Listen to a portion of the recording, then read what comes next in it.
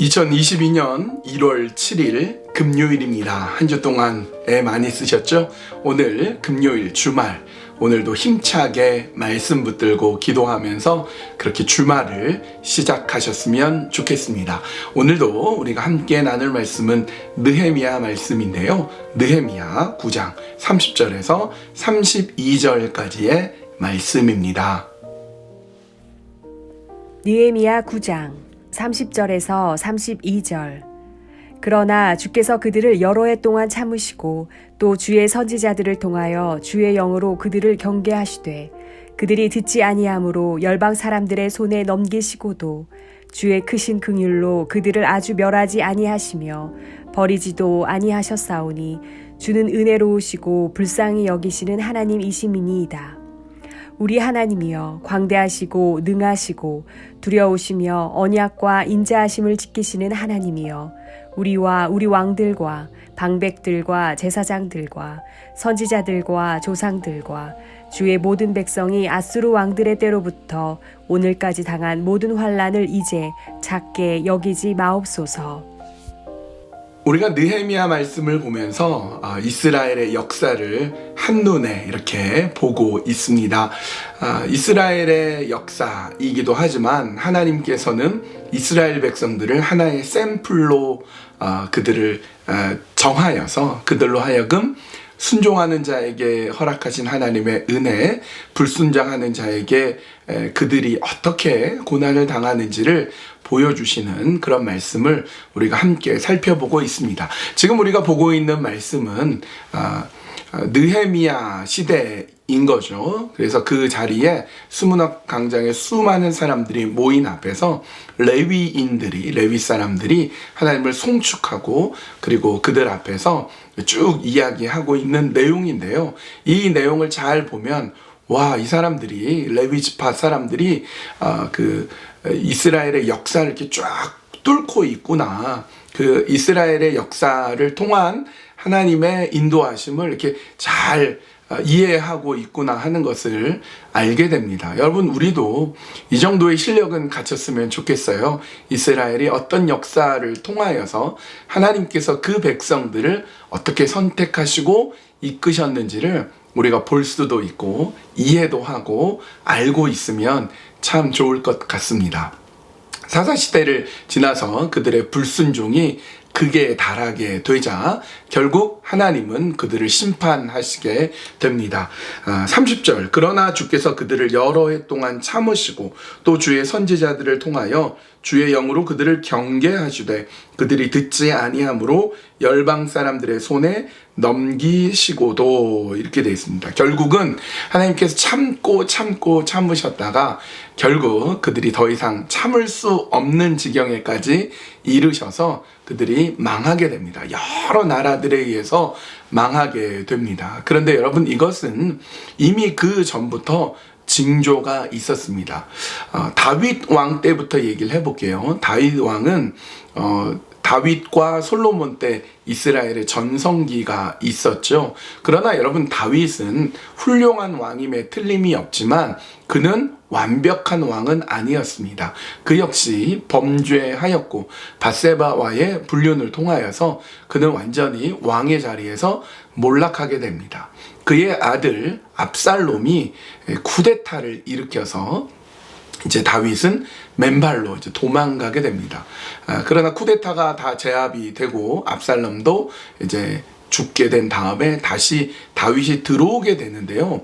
그때 다윗이 다시 예루살렘으로 들어오면서 환영하는 사람들을 이렇게 보고는 무슨 말을 하냐면 왜 유다 백성들이 앞장서지 않느냐라고 얘기를 합니다. 그러니까 유다와 다른 여러 지파들이 있는데 지파들 사이에 지역 사이에 어떤 감정이, 지역 감정이 거기에서부터 시작이 되는 거죠.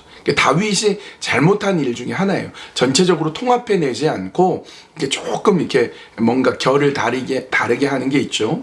솔로몬이 왕이 된 다음에 그야말로 전성기가 있었습니다. 그러나 솔로몬의 후반기 때에는 그가 여러 나라의 공주들을 이렇게 데리고 오면서 그의 아내로 삼아서 사실은 땅을 좀 넓히려고 영향력을 넓히고 또 힘을 과시하려는 의도가 있었지만 공주들이 가지고 온 모든 어떤 우상들을 다 섬기게 되면서 그의 마음이 하나님으로부터 우상으로 이렇게 빠지게 됩니다.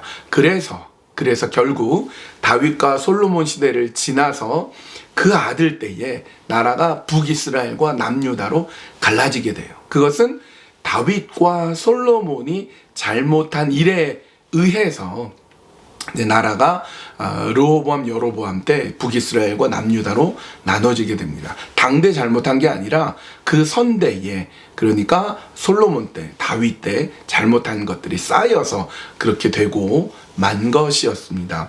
32절은 계속해서 이렇게 32절 중간 부분부터 보면 이렇게 돼 있어요. 하나님이여 우리와 우리 왕들과 방백들과 제사장들과 선지자들과 조상들과 주의 모든 백성이 아수르 왕의 때로부터 오늘까지 당한 모든 환난을 이제 작게 여기지 마옵소서. 북이스라엘과 남유다로 이렇게 갈라진 다음에 북이스라엘은 19명의 왕, 남유다는 20명의 왕이 명멸해 갔는데요.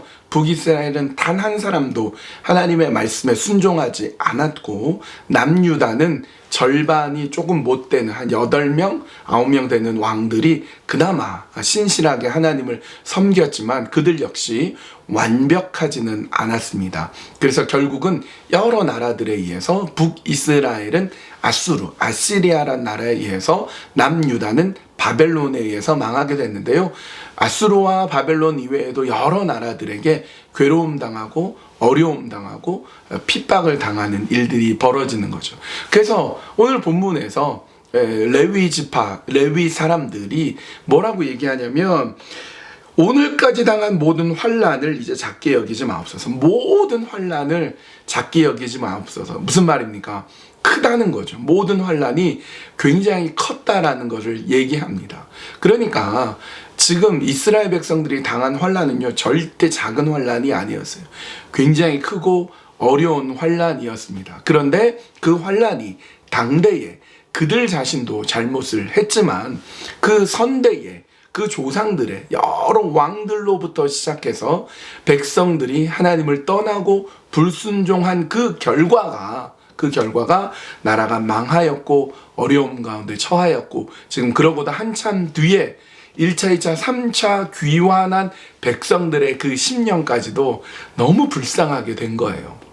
여러분, 이렇듯이 오늘 우리가 행하고 오늘 우리가 믿음으로 살아가고 오늘 우리가 신앙을 지키는 것이 오늘 우리한테만 끝나는 게 아니라 우리의 자녀들, 우리의 후손들에게까지 간다는 것을 명심하십시오. 오늘 내가 온전히 주 앞에 서서 믿음으로 하나님 바라보며 굳건한 신앙을 지킬 때 우리 자손들이 혜택을 보는 것이며, 내가 불순종하고 하나님을 떠나고 하나님을 모욕하고 하나님으로부터 마음을 아프게 한다면, 그러면 우리 당대에 끝나는 게 아니라 우리 자손에게도, 우리 자녀들에게도 그 안 좋은 영향력이 미칠 수 있다는 것을 깨달아서, 하나님, 내가 온전히 믿음 지켜 하나님 기뻐하신 그 뜻 가운데 서겠습니다. 그렇게 결단하고 다짐하며 그렇게 서 나가기를 간절히 바랍니다. 함께 기도할 때는요, 말씀을 기억하면서, 하나님, 내가 오늘 하나님을 온전히 따르고 믿고 의지함으로 이후에 우리의 자녀들이, 자손들이 믿음 가운데 하나님 바라보는 그런 자손들 되게 하여 주시옵소서. 그렇게 기도해 주시고요. 두 번째 기도 제목은 양승천 선교사님 위해서 기도하시겠습니다. 이국, 알파벳 ABCD E국인데요. 어느 나라라고는 얘기하지 않겠습니다. 힌트만 드리자면 중동에 있는 국가이죠. 무슬림, 이슬람교로 가득한 그런 국가 중에 하나입니다. 그러다 보니 테러가 일어나고 여러 가지 어려움이 있습니다. 우리 양승천 선교사님 위험에서부터 보호해 주시고, 선교사님 가족을 하나님께서 붙잡아 주시고 선교지가 안전하도록 인도하여 주시옵소서. 그렇게 우리 양승천 선교사님 위해서 함께 기도하시겠습니다.